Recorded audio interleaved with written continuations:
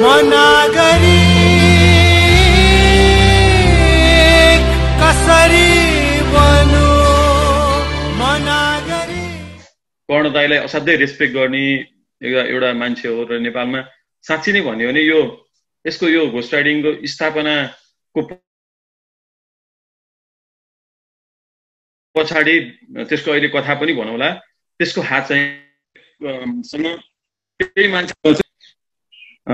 त्यही मान्छेको नाममा बनेको कर्ण साक्य सकारात्मक कोषमा म बोल्न पाउँदा म आफूलाई एकदमै गौरवान्वित ठानेछु। यसको लागि प्रवीणजीले जुन कोअर्डिनेट गर्नुभएको छ त्यसको लागि उहाँलाई पनि धन्यवाद छ। म मेरो कथा भन्न गइरहेको छु। म यहाँ उपस्थित हुनेलाई सम्पूर्णलाई एकचोटि फेरि हार्दिकतापूर्वक नमस्कार छ। धेरै कन्फ्युजन पनि छ। अब तपाईहरुले पछि क्वेशनहरु राख्नुहुन्छ मलाई थाहा छ। अहिलेलाई म मेरो कथा भन्नुभएको हुनाले त्यतातिर लागे। म मेरो कथा भन्न यहाँ उपस्थित भइरहेको छु। मेरा पूर्वजहरू ढकाल हुन्। गोर्खाबाट आएका पुर्खा 31 पुस्तादेखि काठमाडौँ मुलपानी गाविस हाल कागेश्वरी मनार नगरपालिका 6 मा बस्नुहुन्छ।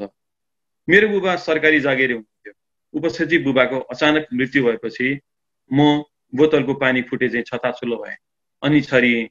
म जता गहिरो छ उतै पोखिर। तत्कालीन परिस्थितिको वर्णन गर्न पनि मन लाग्दैन मलाई। जग्गा भएर पनि गरिबीमा बाँचेको काठको जीवन मैले पनि भोगेँ। मैले बुवालाई भन्थे, बुबा म वकिल बन्छु। उहाँले भन्नुहुन्थ्यो हुँदैन वकिल बन्नु। वकिल चाहिँ उहाँको विचारमा वकिलले ठकठाक गर्छ भन्ने लाग्दो रहेछ। त्यसकारण बुबाले मलाई वकिल बन्नु हुँदैन भन्नुभयो। उहाँले भन्नुहुन्थ्यो टिचर बन वा सरकारी जागिरमा अफिसर हो। किनभने एउटा उपसचिव भएको बाबुको छोरालाई उहाँले सचिव बनाउन खोज्नु भएको थियो। तर ती दुवै मेरो रोजाइमा परेन। मेरो बुबा 2055 सालमा बितेपछि बुबाको मृत्युपछि मैले पत्रकारिता पढेँ जुन म चाहन्थे। पशुपति मल्टिपल क्याम्पस र रत्न आरआरबाट पढाइसकेपछि म पत्रकारितातिर आइपुगेँ। त्यहीबाट सुरु भयो मलाई लाग्छ मेरो जिन्दगीको रङ नम्बर, जसलाई म राइट नम्बर ठान्थेँ। आज मैले यसो आएर फर्केर हेर्छु त्यो मेरो जीवनको रङ नम्बर रहेछ जस्तो लाग्छ। किनभने मैले वातावरण पत्रकार समूह भनेर एउटा एडभर्टाइजिङ दिएको थियो, त्यसमा गएँ भनेर गएको। त्यो त वातावरण पत्रकार समाज रहेछ। त्यहीबाट सुरु भयो इकोनोमिक एउटा अर्थको दुर्दान्त कथा। किनभने पत्रकारितामा पैसा कति गाह्रो हुन्छ त्यो फ्रन्ट मिडिया बाहेकको जस्तो लाग्छ। त्यस कारणले एकदमै थोरै तलबमा जाँदा पनि म घरको जेठो छोरो थिएँ। मेरो पिताजीको मृत्यु भएको थियो। मैले चाहिँ मेरो बहिनीलाई भाइलाई सबैलाई पढाउनु पनि पर्ने आफै पनि पढ्न पर्ने थियो। ती यावत समस्या बीच पत्रकारिताबाट म सहजतापूर्वक गर्न खोज्थेँ, त्यो नसकिने कुराहरू छ। त्यसपछि वातावरण पत्रकार सम्बन्ध केही समय काम गरेर त्यो छोडेँ। त्यसपछि म च्यानल नेपाल टेलिभिजनमा आइपुगेँ। च्यानल नेपाल टेलिभिजनमा त्यहाँ पनि त्यही कथा दोहोरियो। अनि म केही समय फेरि फ्रिल्यान्सिङ गरेर बरु पैसा हुन्छ भनेर हिमाल नेपाल त्यति बेलाका राम्रो म्यागजिनमा लेख्न थालेँ। त्यहाँ पनि त्यस्तै भयो। त्यसपछि फेरि फ्रन्टलाइनकै पत्रकारिता राजधानीमा म गएँ। राजधानीमा पनि 1 वर्ष जति काम गरेपछि म समाचार पत्र गएँ। अब समाचार पत्र चाहिँ एउटा तीनवटा पत्रिका भएको पत्रिका एकदमै अब त्यहाँ चाहिँ लेखेरै म किताब कमाउन सक्छु भन्ने मलाई लाग्थ्यो। तर त्यहाँ पनि केही समयपछि उही कथा दोहोरियो र तपाईको चाहिँ 3 महिना 4 महिनामा एक महिनाको स्यालेरी आउन थाल्यो। मलाई त्यसले धान्दैन थियो। एकदमै गाह्रो हुन्थ्यो। अब यति हुँदाखेरि म 60 साल 58 सालको चैततिर त्यता गएको थिएँ।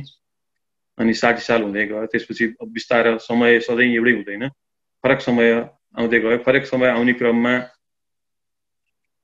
मैले मेरो भाइ विदेश गइसकेको थियो, बहिनीको पनि बिहा भइसकेको थियो। अनि भाइले भन्यो दाइ बिजनेस गरौँ न केही। ओहो ठिकै कुरा गर्यो जस्तो पनि लागिरहेको थियो मलाई। अनि मलाई यतातिर पत्रकारिताले पनि अलिअलि निराश पारिरहेको थियो। किनभने मैले यत्रो समय पत्रकारिता हेरिरहँ, लगभग त्यति बेला मेरो 4-5-6 वर्षको पत्रकारिता हेरिरहँदा त्यही जोड दिनुभयो, प्रकाश पार्नुभयो, बताउनु भयो। मै नेपाली पत्रकारिता घुमिरहेको जस्तो लाग्यो मलाई। हिजो बिपी गणेशमानजीले जोड दिनुहुन्थ्यो, कृष्णप्रसाद भट्टराई र गिरिजा प्रसादले प्रकाश पार्नुहुन्थ्यो। आज फेरि प्रचण्ड केपीले बताउनु भयो। भोलि अरू आएर फेरि प्रकाश पार्ला। अनि मलाई के लाग्यो भने पत्रकारिताले पनि समाज निरस पारेको थियो। अहिले त हामीसँग लोड सेडिङ छैन, त्यति बेला लोड सेडिङ थियो। बाटो खाल्दै एकदमै नमिठो अनुभूति भयो। ठक्क अब फेरि एउटा समाचार त्यस्तो चाहिँ नेताको पछाडि घुमेको समाचार थियो भने अर्को समाचार थियो पूर्वबाट आएको गाडी पश्चिमबाट आएको गाडीसँग ठोकिँदा एकको मृत्यु 2 घाइते फलान ठाउँ उपचार भइरहेछ। त्यस्तै घाइते हत्या बलात्कार दाइजो बोक्सी तेजाब काटमार समाचारको यो हैरानी मेरो अर्को हैरानको डल्लो पनि मेरो मनमा छिर्यो त्यति बेला। त्यो थियो रिपोर्टर्स क्लबमा एक दिन सुशील कोइराला आउनु भएको थियो मलाई पनि त्यहाँबाट पठाइएको थियो म गएको थिएँ। पार्टीको कुरा उनले बताइरहँदा भर्खरको 18 वर्षको एउटा केटाले यस्तो टिग्रा हल्लाएर थाक पिटेर होइन सुशीलजी तपाईँले भनेको कुरा त हुँदै होइन नि भन्दा मलाई यति नरमाइलो लाग्यो। एउटा हजुरबाको उमेरको मान्छेलाई त्यो बोल्ने पनि एउटा भएन जस्तो लागेर मलाई त्यसले पनि एकदमै नराम्रो लाग्यो। अनि मलाई के लाग्थ्यो भने पत्रकारिताले त समाज निराश बनाउँदै गएको छ। अर्को त्यो चेतनाको नाममा हामीले उत्तेजना त भरिरहेको छैनौँ। आत्मविश्वासको ठाउँमा हाम्रो तुजुक त भरिया छैन जस्तो लागिरह्यो। म छटपटाउँदै थिएँ तैपनि म छाड्न सक्ने समयमा थिइनँ किनभने पत्रकारिता मेरो त्यति बेला रोजीरोटीकै बाटो थियो। फ्रन्टलाइनको पत्रकारिताको छाडाउँदै लाग्यो। समाचार पत्रमा एउटा शनिबारे प्रस्तुति आयो। मलाई के लाग्यो भने अब फ्रन्टलाइनको पत्रकारिता नगर्नु जस्तो लागिरहेको थियो। त्यही समय फेरि 61 माघ 19 लाग्यो र त्यही समाचार पत्रको भित्रै हामी चाहिँ बस्नु पर्यो।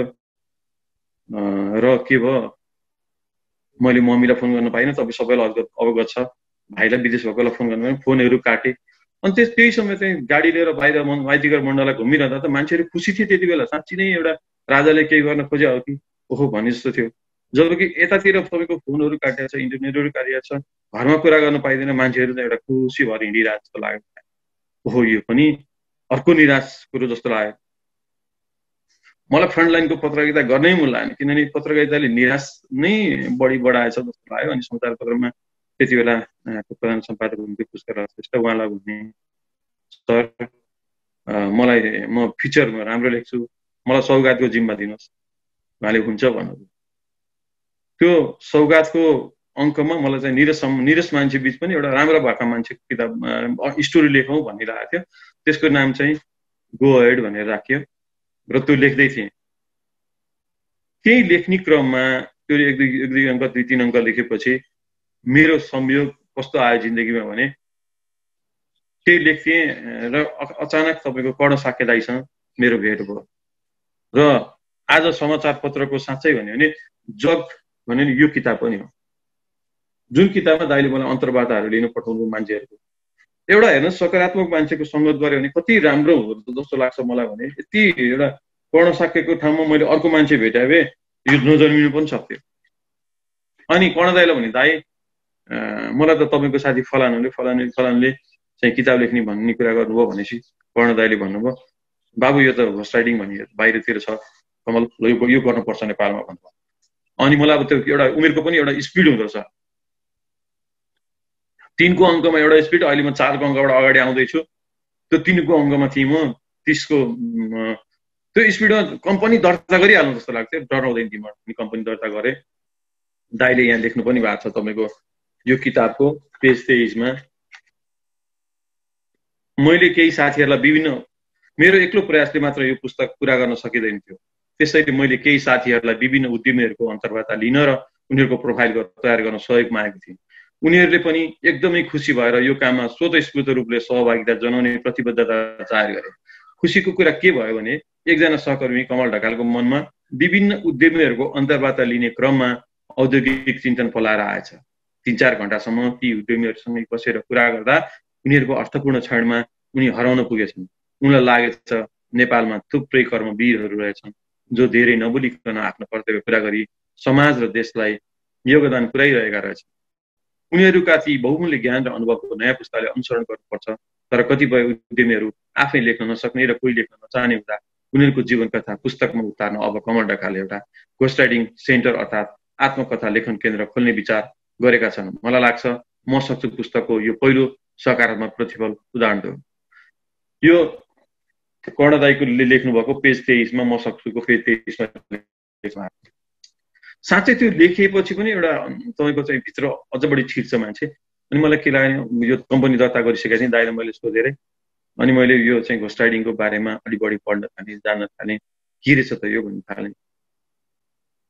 त्यसपछि मलाई बिस्तारै अब जस्तो दाइको साथीहरू एक दुईजनाले किताब लेख्नु भएको थियो, म त्यो अलिकति अगाडि छुट्याएँ। जस्तो फ्रन्टलाइनको पत्रकारिता छोडेर म चाहिँ अब निरज समाचारमा एउटा पोजिटिभ समाचार, यो समाजमा केही केही नहुने ठाउँबाट उठेका मान्छेहरूको कथा लेख्दै थिएँ। लेख्ने क्रममा त्यहाँ मान्छेहरूले के भनेको थियो भने त्यो गो हेडको एउटा किताब निकाल्नु न कलेक्सन पनि भनिरहेको थिएँ। अनि मैले साँच्चै त्यसको कलेक्सन पनि निकालेर एउटा किताब पनि बनाएँ। यो गो हेड चाहिँ यो एक व्यक्ति एक अवतार। अब मलाई लाग्न थाल्यो मान्छेहरू त हरेक मान्छे त एउटा एउटा अवतार हुँदो रहेछ, एउटा एउटा चाहिँ व्यक्ति हो, एउटा एउटा कुरा लिएर आउँदो रहेछ। पृथ्वीमा जन्मै त्यसै हुँदो रहेछ मान्छेको, यस्तो कुरा मलाई लाग्दै गयो र म घोस्ट राइडिङमा बिस्तारै डुब्न थालेँ। त्यो बिचमा त्यहीभन्दा अगाडि मलाई पत्रकारिता तपाईँको चाहिँ अलिकति छुट्यो। समाचार पत्रमा 3वटा पत्रिका थिए भनेर लेख्नको लागि गएको म पहिलेको रोग त्यहाँ 3 महिनामै आयो। 1 महिनाको तलब र महिने पछि भयो।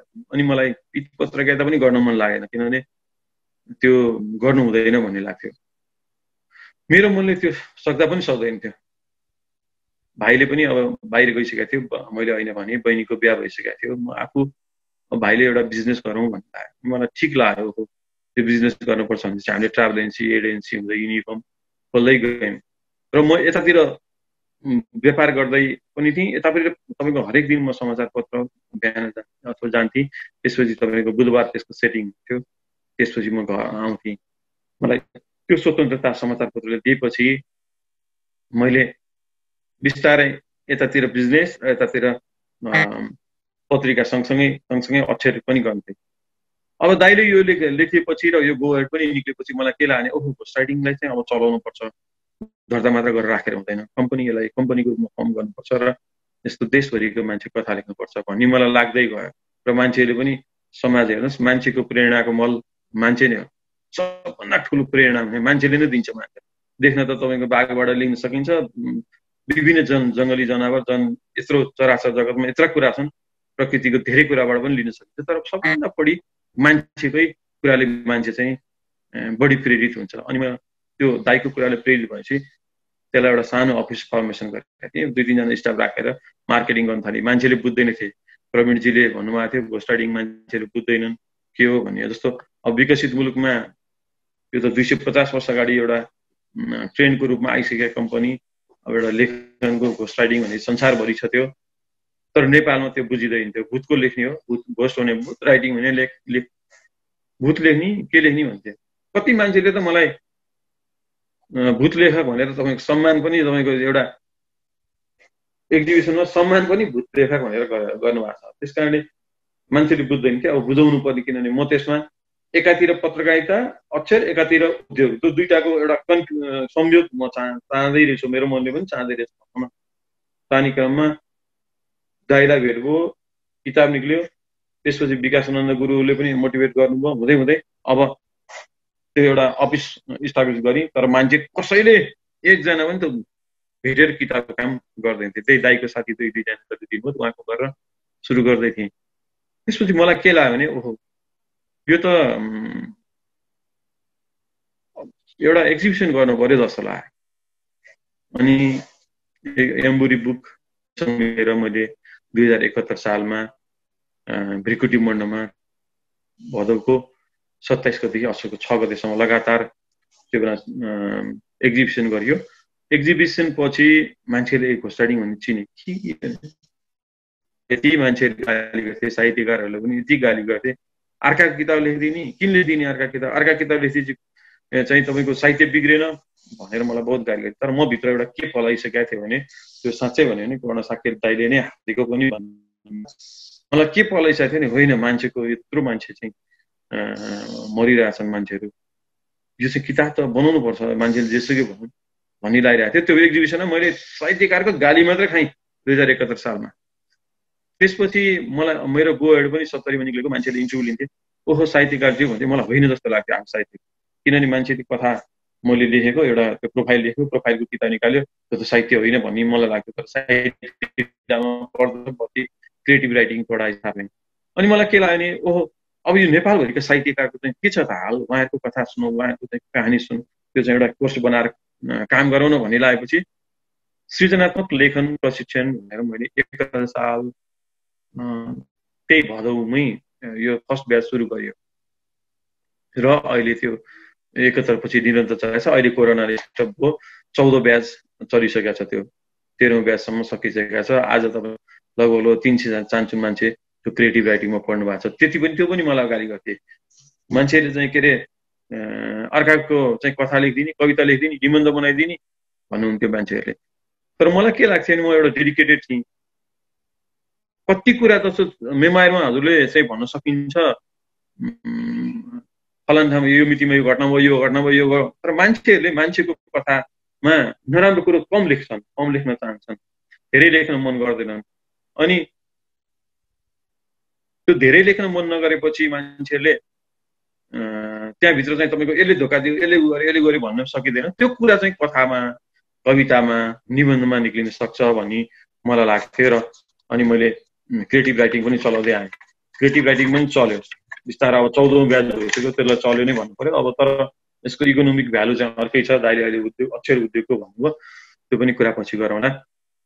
पुस्तक प्रदर्शनी पछि मैले अब प्रत्येक वर्ष एउटा पुस्तक प्रदर्शनी गर्नुपर्छ, त्यसले चाहिँ आम मान्छेमा त्यो लिएर जाँदो रहेछ भन्ने लागेपछि मैले एउटा चेतनाको कुञ्ज काठमाडौँ, अर्को चेतनाको कुञ्ज भने पूर्वको विराटनगर भन्ने लागेपछि मैले विराटनगरमा पनि एक्जिबिसन गरेँ।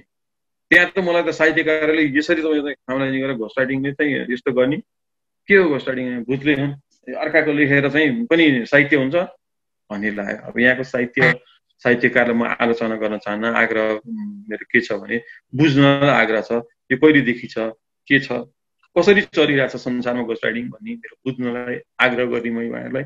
र भन्ने हेर्नुहोस्, यो त तपाईँको ब्रिटेनले केही एक समयमा राज गरेको थियो। त्यो राज गर्ने क्रममा पूर्वीय दर्शन लिएर गएको थियो। त्यो पूर्वीय दर्शन लिएर जाने क्रममा व्यास लेखन हिजोदेखि नै यहाँ थियो र त्यो व्यास लेखनलाई उनीहरूले घोस्ट राइटिङ बनाए। हाम्रो व्यास बनामा त्यही खोला सनातनदेखि तनहुँमा बगिरहेछ, हामीसँग लिन सक्ने कुरै छैन। त्यस कारणले अब तपाईँहरूले यसको बारेमा बुझ्नुपर्छ मात्र भने अनुरोध गरेँ। त्यसपछि 10 दिनको एक्जिबिसन सक्यो।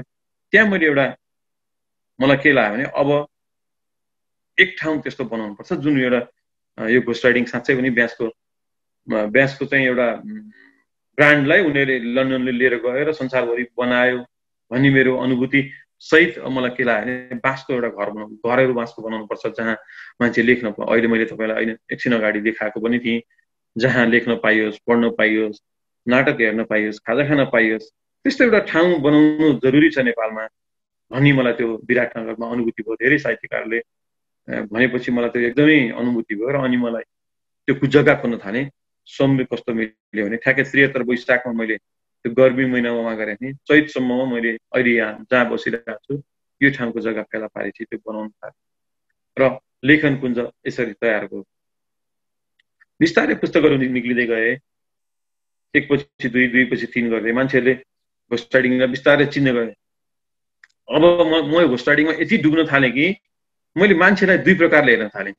मलाई यस्तो लाग्थ्यो हरेक मान्छे प्रति प्रेम, सम्मान, आदर्श, माया यस्तो लाग्न थाल्यो मान्छेप्रति। र मलाई मान्छे दुई प्रकारले हेर्न थालेँ, अर्थात् एउटा मान्छे महापुरुष हो, एउटा महान ग्रन्थ हो भन्ने लाग्न थाल्यो। किनभने एउटा जीवनको भगाइमा उसले बनाएको कुरो साँच्चै एउटा महान ग्रन्थ भन्दा ठुलो हुँदो रहेछ भन्ने मलाई लाग्न थाल्यो। म मान्छेमा राम देख्न थालेँ, रामायण देख्न थालेँ, कृष्ण देख्न थालेँ, गीता देख्न थालेँ, चण्डी देख्न थालेँ, दुर्गा देख्न थालेँ। मैले मान्छेहरूलाई एउटा ग्रन्थ र एउटा महापुरुषको रूपमा हेर्न थालेँ। मलाई अझ त्यसमा तपाईँको डुब्दै जाँदाखेरि मलाई के लाग्यो भने मलाई त अब मेरो लागि पुस्तक भनेकै जात, धर्म, लिङ्ग, वर्ण, क्षेत्र सबै हो भन्ने लाग्यो। मलाई डुब्दै गएँ। तर एकातिर डुब्दै जाँदा अर्कोतिर मान्छेले घोस्ट राइटिङ भनेर गाली पनि गरिरहेको थिएँ। तर मलाई त्यसले साँच्चै नछुने भइसकेको थियो। किनभने मान्छेहरू, म सकारात्मक मान्छेको सङ्गतमा थिएँ। मेरो दिमागमा पनि राम्रो काम गरेको छु, किनभने यो देशमा यत्रो मान्छे मरिरहेको छन्, किताब बनाएको छैन, बनाउनु पर्छ भन्ने लागिरहेको थियो। त्यस कारणले म लागिरहेको थिएँ। म झन्झन डुब्दै गएँ। मलाई चन्द्रगुप्त मौर्य र चाणक्यको डायलग असाध्यै इम्प्रेस गर्छ। त्यो डायलगले खास त्यसमा के छ भने चन्द्रगुप्त मौर्यले भन्नुहुन्छ किन उनीहरू चन्द्रगुप्त मौर्य र चाणक्यको डायलग छ। उनीहरूको डायलगमा चाहिँ के छ भने, त्यो कथा लामो छ तर फोटोमा म भन्छु। छाडिदियो चाणक्य, भाग्यमा लेखेको छ नि, जे पनि भइहाल्छ नि, किन भित्तामा धेरै उ गर्छौ, मेहनत गर्छ भनेर चन्द्रगुप्त मौर्यले एक दिन चाणक्यलाई भन्छन्। अनि चाणक्यले भन्नुहुन्छ, राजन के थाहा, भाग्यमै कोसिस लेखेको छ कि, कोसिस गरेर हेरौँ न। अनि मलाई पनि के लाग्यो, ओहो यो त बहुत राम्रो। त्यो डाइलेक्ट चन्द्रगुप्त मौर्य र चाणक्यको मात्र होइन, त्यो मेरो पनि हो, मैले पनि कोसिस गर्नुपर्छ मान्छेले भनेर म हतोत्साही हुनु हुँदैन भन्ने लाग्यो। अब यो हेर्नुहोस्, मृत्युको देशमा जीवन नै गाह्रो छ। यहाँ अहिले हेर्नुहोस्, कोरोनाको महामारीमा कति गाह्रो भइरहेछ मान्छेको जीवन। त्योभन्दा पनि अर्कोतिर गएर हेऱ्यो भने हरेक वर्ष अनाहकमा मान्छे मरिरहेका हुन्छन्। सडक दुर्घटना, बाढी, पहिरो, दाइजो बोक्सी, अनेक मर्नु नपर्ने कुरामा अकालमै मान्छेमा काल आइदिन्छ र मर्नु परेको छ। अनि प्रत्येक 10 वर्षमा भूकम्प आउँछ। अस्ति 2072को भूकम्पले त 10,000 मान्छे लिएर गयो। माओवादी जनयुद्ध भन्यो 17,000 मान्छे। कति मान्छे यसै मृत्युवरण गरिरहेका छन् यो देशमा। म तपाईँलाई एउटा घटना मेरो आफ्नै सुनाउन चाहन्छु। म अहिले सिनामगामा बस्छु, मुलपानीमा नबसेको 10-12 वर्ष। कोरोनाका कारण आजकल म मर्निङ वाक जान्न, तर जब म पशुपति मर्निङ वाक जान्थेँ, गइसरी जानु अगाडि एउटा घाट आउँछ। त्यहाँ एक दिन लास नजलेको दिन म खुसी हुन्थेँ। कहिले काहीँ 4-5 जना जलिरहँदा म यता यसै जल्थेँ। कारण मान्छे मरेको होइन, किताब मरेको चाहिँ लाग्थ्यो मलाई। त्यो चिताको धुवा उड्दा किताबका पान्ना जले चाहिँ लाग्थ्यो। यो मान्छेले किताब लेखे कि लेखेनन् होला, नलेखेको भए यति राम्रो धरतीमा आएर यति राम्रो जीवनको अनुभव त्यो डढे कि क्या हो भन्ने चाहिँ लाग्थ्यो। अनि ब्रिटेनका घोस्ट राइटरले भनेको कुरा सम्झन्थे, everyone have one story, before you die you tell you write your story. उनीहरूले भनेको मन पर्दछ मलाई। कथा तल हुनुपर्छ र मान्छेमा। अनि हाम्रो देश सम्झन्छु, त्यहाँ अपोइन्टमेन्ट लिएर लेखाउन, जहाँ अपोइन्टमेन्ट लिएर लेखाउँछन्, म यहाँ घर घर जान्छु कुकुर कुकाउँदै, त्यही पनि भनिन्छ। अहिले अलि बेला भएको छैन। केही समयपछि मैले कुरा गरेको मान्छेको मृत्यु भएको खबर सुन्छु, अनि मलाई आफै मरेदै लाग्छ। यस्तो नरमाइलो लाग्छ। हेर्दा हेर्दै त्यो मान्छे चाहिँ होइन, आफै मरिरहेको जस्तो लाग्छ। एकै जीवनमा धेरै जीवन बाँचेका कति मान्छे हुनुहुन्छ। त्यो अनुभवबाट आएको ज्ञान नयाँ पुस्तामा, नयाँ भाषामा लेख्नु पर्दछ। म भनिरहन्छु, उहाँहरू भन्नुहुन्छ कुरा त ठिकै हो, तर अहिले अलि बेला भएको छैन। फेरि मलाई चाणक्यकै ऐनको वाक्य याद आउँछ, मेरो भाग्यमै कोसिस लेखिएको छ कि। अनि फेरि लाग्छु, अनि भन्छु, हेर्नुहोस्, आफ्नो कथाको सुखभोग आफै गर्नुपर्छ। आफ्नै जीवनकालमा आफूभित्र भएको पीडा, उकुस मुकुस, धोका, आवेगहरू लेखेर शान्त हुनुपर्छ। तपाईँका 4 शत्रुले काम, क्रोध, लोभ, मोहले अल्मलाइरहेका छन्। 4 मित्र हेर्नुहोस् त, लेख्दा ती आउँछन्, करुणा, माया, क्षमा, हार्दिकता। म यसो भन्थेँ, मान्छे भेटिरहन्थेँ, मान्छेले लेख्दैनथे, तर त्यसले मलाई छुँदैन। साँच्चै यी हो र मानव जीवनका प्रसङ्ग बढियारीको फिल कति मान्छेले पुस्तक निकालेको दिन अनुभूति गर्नुहुन्छ। कति मान्छे आफ्नो दुःख भन्दा भन्दै मेघ गर्दै आँसु भनेर वर्षा चाहिँ शान्त भएको मैले देखेको छु। र भन्नुहुन्छ, हो रहेछ कमलजी, पुस्तक त लेख्नु पर्ने रहेछ, निकाल्नु पर्ने रहेछ। गाडी, घर, पद, प्रतिष्ठाले दिने सुख भन्दा अक्षरले दिने सुख क्षय नहुने हुन्छ भन्ने कुरा जब उहाँले आफ्ना पाठक भेट्नुहुन्छ, अनि बल्ल उहाँलाई मजा आउँछ र भन्नुहुन्छ, थ्याङ्क यू कमलजी। अनि फेरि मलाई ऊर्जा मिल्छ। कता कता भौतारिरहेको मलाई फेरि काममा लाग्न ऊर्जा मिल्छ र फेरि लाग्छु। जब लेखेको मान्छेको मृत्यु हुन्छ, अनि उहाँका छोराछोरीले आफ्नो बाबुको फोटो र कथा जम्मा पारिदिएकोमा मलाई बहुत धन्यवाद दिनुहुन्छ। म यो कथामा हराउँदा हराउँदै सानोदेखि ठुलो मान्छेलाई सम्मान, प्रेम, हार्दिकता पूर्वक हेर्ने भएको छु। मान्छेको जन्म त्यसै हुँदैन भन्ने मलाई लाग्छ र म त्यसमा विश्वस्त पनि गर्छु। मान्छेको कथा मान्छेले पढेपछि समाज सभ्य विकसित हुँदै जान्छ। मानव भएको र मानव जीवन भएको प्रमाणित गर्न पनि आफ्नो दस्तावेजीकरण गर्न जरुरी रहेको ठान्दछु। मलाई के लाग्छ भने अब्राहम लिङ्कनको दुःखले पनि मान्छेलाई छुन्छ, महात्मा गान्धीको त्यागले पनि छुन्छ, र एडमन्ड हिलारी, तेन्जिङ नोर्गे कसरी सगरमाथा चढे होलान्, त्यो एउटा चाहिँ नक्सा पनि नभएको समय, केही पनि थाहा नभएको समयमा भन्ने त्यो साहसले पनि मान्छेलाई छुन्छ। तर मलाई के अनुभूति हुन्छ भने त्यो साहस, त्यो त्याग, त्यो दुःख भन्दा आफ्नो पुर्खाले तपाईलाई हुर्काउन गरेको दुःख कम छैन। त्यो एकदमै ठुलो दुःख छ, त्यो एकदमै ठुलो साहस छ, त्यो एकदमै ठुलो त्याग छ। त्यसकारण त्यो त्याग, त्यो चाहिँ पढिरहँदा, त्यो किताब पढिरहँदा आज पो भ्यालु नहोला, भोलि तपाईँलाई अक्सफोर्ड क्याम्ब्रिजमा पढेको भन्दा पनि त्यो किताबले भ्यालु हुन्छ भन्ने लाग्छ। र फेरि म तपाईँको उत्साहित भएर लाग्छु। बाबु बाजेको अनि हामी भनिरहेछौँ पुर्खाको इतिहासले पुस्ता बदल्छ। साँच्चै पनि तपाईँको अहिले म एउटा अनुभूति सम्झेँ, राजेश्वर देवकोटाको किताब यहाँ लेख्दै उहाँको 1-2 महिनामा मृत्यु भयो। अनि उहाँको छोरा लन्डन उतै बाहिर बस्नुहुन्थ्यो, आउनुभयो र पछि उहाँले हामीलाई बहुत धन्यवाद दिनुभयो। त्यसकारण उहाँलाई अब अहिले जस्तो उहाँको छोरा ईश्वर बाबु देवकोटासम्मले जान्नुभएको थियो राजेश्वर देवकोटा, तर उहाँको नातिहरूले त त्यही किताब पढेर जानु पर्यो। धेरै किताबहरू उहाँको छ, तरै पनि बायोग्राफी भनेको असाध्यै त्यही भित्रको कुरा आउँछ। त्यस कारणले त्यो पुर्खाको इतिहासले पुस्ता बदल्छ भन्ने कुरामा म एकदमै कन्भिन्स छु र हामी त्यो भनिरहेका हुन्छौँ। सामान्य जीवन पनि असामान्य हुन्छ, ज्ञान र प्रेरणादायी हुन्छ। लेख्नलाई कलम चाहिँदैन, भावना भए पुग्छ। जब भावनामा कलम जोडिन्छ अनि सुरु हुन्छ सुन्दर दस्तावेजीकरण। त्यसैले हामी भन्छौँ तपाईँको कथा भन्नुहोस्, हामी लेखिदिन्छौँ। राखेका भए सम्पादन प्रकाशन गर्न मद्दत गर्छ। लेखनका कलिगढ लेखन कुञ्जमा थुप्रै हुनुहुन्छ, मात्र तपाईँ आफ्नो कथा लिएर आउनुहोस्। यसो भनिरहन्छौँ हामी। लेख्नुमा जति आनन्द केहीमा छैन। चित्रकारले कुचिले लेख्छ, सङ्गीतको धुन बज्नु अघि गीतकारले गीत लेख्छ। अध्यात्म, कला, विज्ञान, शिक्षा, स्वास्थ्यका टेली लेखेर आएका हुन्। गीता, बाइबल, कुरान, त्रिपिटक नै लेखिएकै चिज हो। त्यसैले यसलाई मनन गर्दै लेखन कुञ्ज बनाएका छौँ, जहाँ हामी मान्छेभित्र भएको पुस्तक बाहिर निकाल्छौँ र भन्छौँ हरेक मान्छे नलेखेको र नपढेको पुस्तक हो कथा। मान्छे कति कमजोर लाग्छ मलाई, असाध्यै कमजोर पनि लाग्छ मलाई। मान्छे बसेको सोफा हुन्छ, म अहिले यहाँ बसिरहेको छु, म हुन्न, यो मैले बनाएँ भन्ने लाग्छ, मै हुन्न। यहाँ बसेको सोफा हुन्छ, ऊ हुँदैन। रोपेको रुख हुन्छ, ऊ हुँदैन। गाडी चढ्नलाई किनेको भर्खर हुन्छ, त्यसको सुख भोग्नु गरी मृत्युवरण गर्छ। एकजना हामीले यहीँको नेपालको एउटा टप व्यापारीको किताब लेखिरहेका छौँ, एकदमै राम्रो मर्सिडिज बेन्च किन्नुभयो, त्यो चढ्नै नपाइकन बिरामी हुनुभयो। बिरामी 1-2 महिनामा च्याट्टै हुनुभयो, त्यो गाडी पनि चढ्न पाउनु भयो। त्यस कारणले मान्छे कमजोर छ। त्यो कमजोर मान्छेको चाहिँ दह्रो इतिहास बनिरहेको हुन्छ। त्यो दह्रो इतिहास लेख्नुपर्छ भन्ने मलाई लाग्छ र गरिरहेछौँ। हजुरहरूले सुन्नुभएको होला, कोरियन उखानले भन्छ किताबले मान्छे बनाउँछ, मान्छेले किताब बनाउँछ। मनमा हृदयमा गरेर हेर, एकदमै हृदयङ्गम गरेर म मेरो जीवनमा 10,000 पुस्तक लेखेर त्यसलाई हजारौं वर्ष नमर्ने गरी राखेर नेपाल पुस्तकमा धनी छ भन्ने बनाएर टुक्लुक्क मर्न चाहन्छु।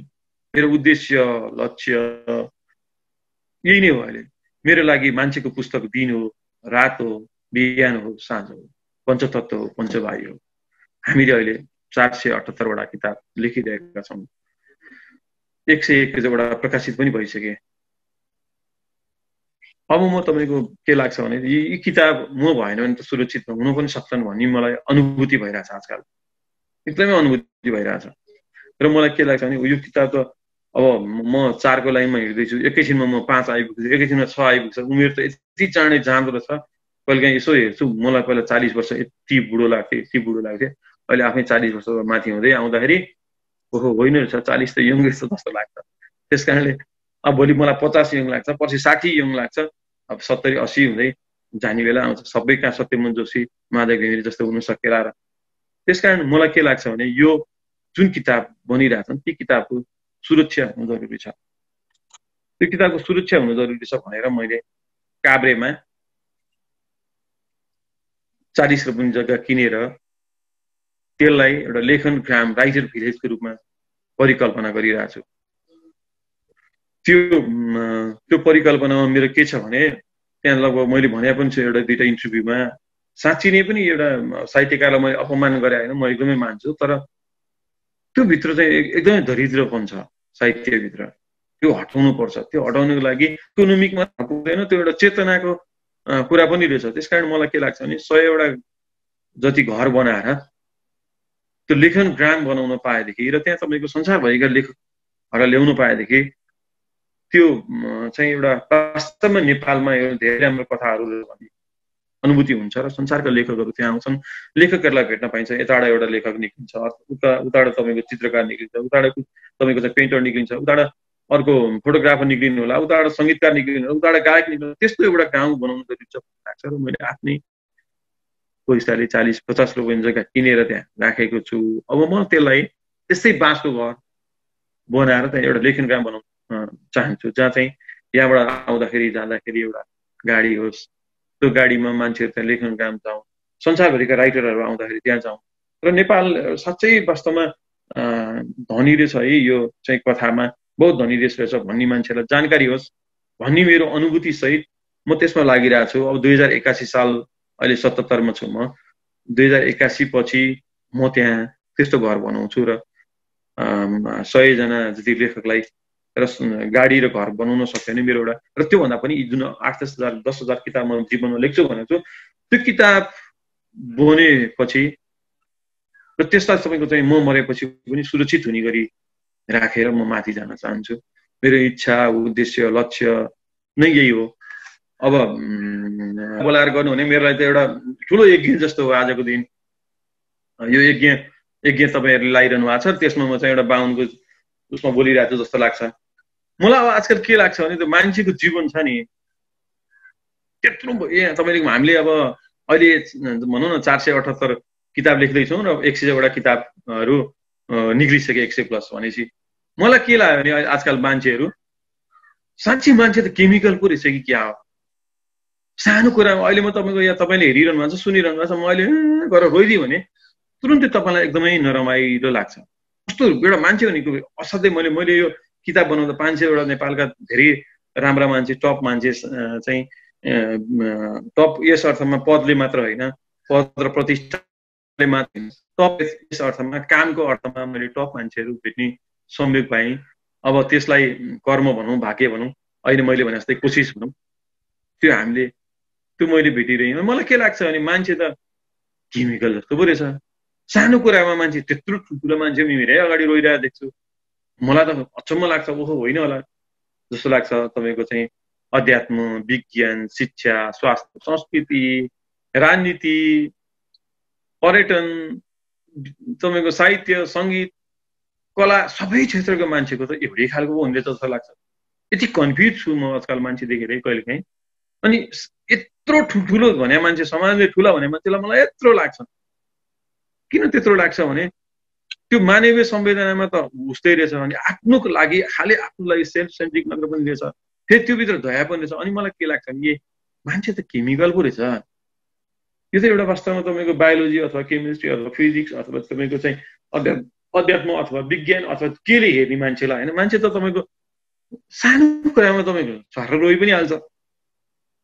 हरेक मान्छेको भागमा दुःख पनि छ, हरेक मान्छेको भागमा सुख पनि छ। हरेक मान्छे तपाईँको चाहिँ सानो कुरा रुन्छ। अहिले भर्खरै तपाईँ सुनिरहनु भएको छ कथा भने तपाईँलाई म यहाँ रुन थाल्यो भने तपाईँलाई आँसु त रुँदै आउँछ। साँच्ची नै मैले एउटा भाव्यवाला कथा भने अनि म हा हा गरेर हाँस्न थाल्यो भने तपाईँ हाँसी पनि रहनुहुन्छ। अब के रहेछ त मान्छे, तपाईँको एउटा मान्छे र अर्को मान्छे त कस्तो कम्बिनेसन हुन्छ, यहीँको यहीँ पनि एउटा केमिकल जस्तो रहेछ मान्छे जस्तो पनि लाग्छ।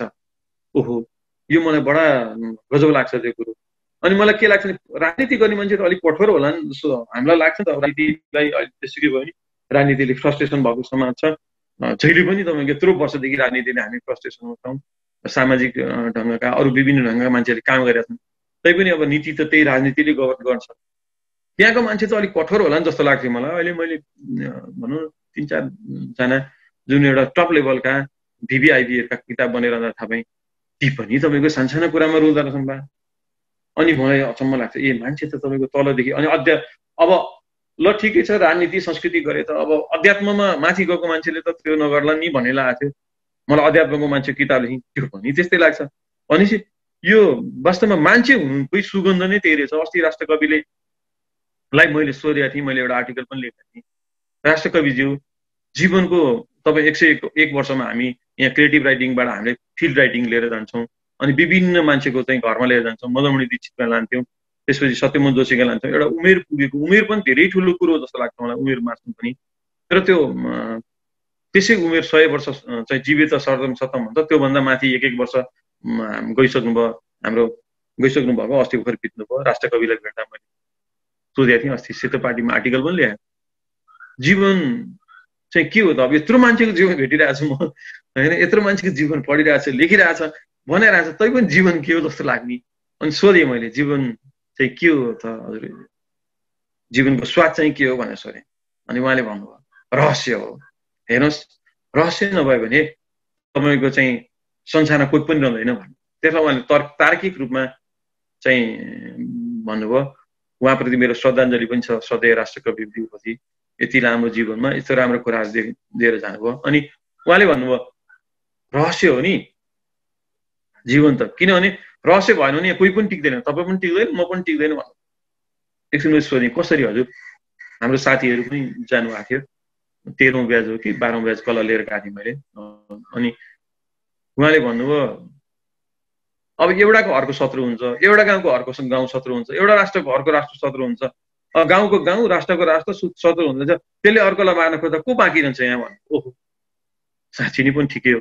र अर्को सबभन्दा ठुलो कुरो मृत्यु नै रहस्य हो। यो जीवन लेखिरहँदा मलाई त्यो लाग्छ कि मृत्यु जस्तो रहस्य चाहिँ के पनि रहेछ वास्तवमा। कसरी चाहिँ मान्छेहरूले त्यो कसैले पनि पत्ता नलाउने, जहाँ राखे पनि जाने, जति ठुला मान्छे पनि जाने, र कसरी जाने भन्ने कुरो चाहिँ त्यो बहुत रहस्य। त्यो रहस्यभित्र पनि एउटा रहस्य राष्ट्रकविले छोडेर जानुभयो। तपाईँलाई याद छ कि छैन, उहाँले हामी जस्तो चाहिँ हिन्दू धर्म अथवा बौद्ध धर्मले पनि भित्र मर्नु हुँदैन भन्छौँ होइन। अरू धर्मको बारेमा म त्यति जानकारी छैन, मलाई त्यो दुईटा धर्ममा चाहिँ भित्र मर्नु हुँदैन, मान्छे ओछ्यानमा मर्नु हुँदैन भन्छ। र राष्ट्रकविले ओछ्यानलाई माया गर्नु, ओछ्यानमै मृत्यु भयो उहाँको। उहाँले ओछ्यानमै मलाई चाहिँ म मर्छु है भने मन्जु अधिकारी छोरीलाई भन्नुभएको छ। अब जीवनको अर्को पाटो मृत्यु, मृत्युको त पनि तपाईँको कसरी मर्ने भन्ने कुरो, उहाँको त कसरी मर्ने भन्ने ठ्याक्कै चाहिँ त्यही नै त्यसै गरी मारेर तपाईँको मर्नु मृत्यु भयो, मृत्युवरण गर्नुभयो। र त्यसै गरी जसरी हामीले ढोकाबाट निकाल्नु के भने पनि त्यसै गरी निकाल्यो। मलाई के लाग्यो त्यसपछि भने अहिले कर्ण दाइले यसमा अलिकति ध्यान आकर्षण पनि गरिदिनु होला भन्ने लाग्छ, किनभने अलिक एनालाइटिक ढङ्गमा दाइले बोल्नुहुन्छ। मैले चाहिँ मेरो चाहिँ काँचो बुद्धिले के बुझेको, जहाँ बसेर उहाँले लेख्नुभयो, जहाँ बसेर उहाँलाई आनन्द आयो, मर्न त्यहाँ नपाउने, म त्यहीँ मर्छु भन्ने उहाँले भन्नुभयो कि मेरो अन्तरात्माले भनेको। मैले दिललाई त्यो मन्जु अधिकारी दिललाई सोध्नु पनि पाएको छैन, किन बुवाले त्यसो भन्नुभयो त भनेर मैले मृत्यु भएको दिन भदौ 2 गते बेलुका सोधेको थिएँ। अनि उहाँले चाहिँ भदौ 2 गते बेलुका सोद्धा उहाँले भन्नुभयो होइन, बुवाले चाहिँ भित्रै जाने इच्छा प्रकट गर्नुभयो, अब बुवाको इच्छाको लागि हामीले झल्याङ जुलुम पारिनौँ। उहाँलाई के लागेको छ त मृत्यु हुँदा पनि आनन्दले मर्न पाऊँ, जहाँ लेखेको छ त्यहीँ लेखेर बसेर मर्न पाऊँ भनेर पो सोध्नु भएको थियो। जहाँ उहाँले त्यो बुढो हातले रितम्बरा भन्ने त्यो महाकाव्य लेख्दै हुनुहुन्थ्यो। अनि मलाई अचम्म लाग्यो, मृत्यु रहस्य, मृत्युमाथि पनि मर्ने कसरी भन्ने रहस्य। त्यो रहस्य तपाईँको चाहिँ मा जो पनि घुमिरहेको हुँदो रहेछ एउटा कुरो। अर्को तपाईँको कामको लोमो त्यसमा पनि घुमिरहेको हुन्छ। तै पनि एउटा मान्छेको चाहिँ प्रेरणा त मान्छे नै हो नि, आम मान्छेको प्रेरणा त मान्छे नै हो नि। त्यसकारण सबै तपाईँको चाहिँ अब हामीले भगवान भनेका कृष्ण पनि, राम पनि र अरू विभिन्न चाहिँ देवताहरू पनि लाई अलिकति एनालिटिकल ढङ्गले हेऱ्यो भने त्यो सङ्घर्ष सफलता नै रहेछ। सङ्घर्ष गरी सफलता आउनु भएको छ उहाँहरू पनि, कृष्णलाई होस्, रामलाई होस्, हामीले देखेका बुद्धलाई नै होस्, हाडशाला मात्रै बाँकी राखेर ज्ञान प्राप्त गर्छ। सङ्घर्ष नभइकन सफलता नहुने। अब दाइले एउटा चाहिँ सकारात्मक भनेर हिँडिरहनु, सकारात्मक भनेकै त वास्तवमा चाहिँ सिचुएसन आउँछ, त्यो सिचुएसनलाई कसरी तपाईँको चाहिँ ट्याकल गर्ने भन्दा पोजिटिभली ट्याकल गर्ने त नै त कुरो रहेछ नि। त्यसलाई चाहिँ नेगेटिभ नहेरिकन पोजिटिभली हेऱ्यो भने त्यो बडा राम्रो हुने रहेछ जस्तो मलाई लागेको छ। कि मान्छे भेट्दा भेट्दा भेट्दा भेट्दा मान्छे एउटा केमिकल हो र त्यसको कसरी मृत्यु हुन्छ र मृत्यु रहस्य हुन्छ, रहस्य मृत्यु पनि कसरी हुन्छ भन्ने कुराको व्याख्या गर्दै गर्दा मैले यो कुरा हजुरहरूलाई राखेँ। र अर्को कुरो मलाई के लाग्छ भने यत्रो वर्ष तपाईँको चाहिँ पत्रकारिता गर्यो, यत्रो वर्ष लेखन गरियो होइन, पत्रकारितालाई मान्छेले चाहिँ बडा अर्कै ढङ्गमा बुझिरहे, अर्कै ओहो भन्ने ढङ्गमा बुझिरहेको हुन्छ।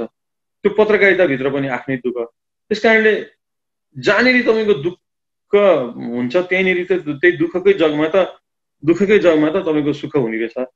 मलाई यो गो एडको अलिकति तपाईँलाई पढेर पनि सुनाउँछु जस्तो लाग्यो। अब दाइले अलिकति टाइम दिइहाल्यो भने होइन, यो हाम्रो साँच्चै पत्रकारिता चाहिँ अहिले मैले भने जस्तै 2046 पछि पत्रकारिताले चित्त गतिमा तपाईँको चाहिँ तेज गतिमा छ, तर त्यो गति सगरमाथा उक्लनु पर्नेमा हिटिँदै त झर्दै छैन भन्ने मलाई त्यो एकदमै लाग्थ्यो र लाग्छ पनि अहिले पनि। र अनि लेखन र पत्रकारितामा म लागिरहँदा मलाई पहिले अस्ति नै दाइलाई मैले भेटेर भने पनि थिएँ होला। अब जस्तो किताबमा किन लाग्ने पत्रकारितामा किन नलाग्ने मेरो आफ्नो भनाइ, फेरि अरू सबै आमलाई मैले भन्न खोजिरहेको छैन। किताब चाहिँ गरेर तपाईँ घरै आँखमा टक्क बस्छ, पत्रिका आज पढिन्छ त्यहाँ राखिन्छ। पत्रिकामा हरेक 1000 शीर्षक हुन्छन्, किताब एउटै कुराको त्यो सिङ्गो किताब एउटा दर्शनमा इन्डिङ हुन्छ। त्यस कारण किताबको महत्त्व त्यस कारणले रहेछ जस्तो लाग्छ। किन पत्रिकामा त हजुरको आज हेर्नुभयो 40 एउटा प्रत्येक पेजमा 6 वटा न्युज हुन्छ। त्यो 6 नै वटा न्युज किताब लेख्नको लागि लागेको। तपाईँ कुन किताब लेख्नुहुन्छ भन्ने त रहेछ। त्यस कारणले अनि पत्रिका चाहिँ पढ्ने बित्तिकै आजभोलि बासिन्छ, किताब कहिले पनि बासिँदैन, जहिले पनि वर्तमान हुन्छ। आज लेख्यो तपाईँको 200 वर्षपछि अहिले हामी तपाईँको पृथ्वीनारायण शाहको दिव्य उपदेश अहिले भर्खरै निकाल्दा अहिले भर्खरै ताजा लाग्छ हैन, 200 वर्षपछि। त्यसकारण बुकको इम्पोर्टेन्ट छ भन्ने लाएर म यतातिर लागेँ। अब कति मान्छे चाहिँ तपाईँको जस्तो हाम्रो नेपालमा चाहिँ र बाहिर विदेशमा र नेपालमा फरक छ। आजै निकालौँ लेख्या मान्छे कति त्यतिकै पेन्डिङ छ, राखेर निकाल्न सकिरहेको छैन। कति कुरा अब अहिले निकालेर भन्छन्। त्यसकारण कति मैले चाहिँ निकाल्नै पाइरहेको छैन, निकालौँ भने मानिरहनु भएकै छैन। अब यिनै कुरा होला। कति मनाग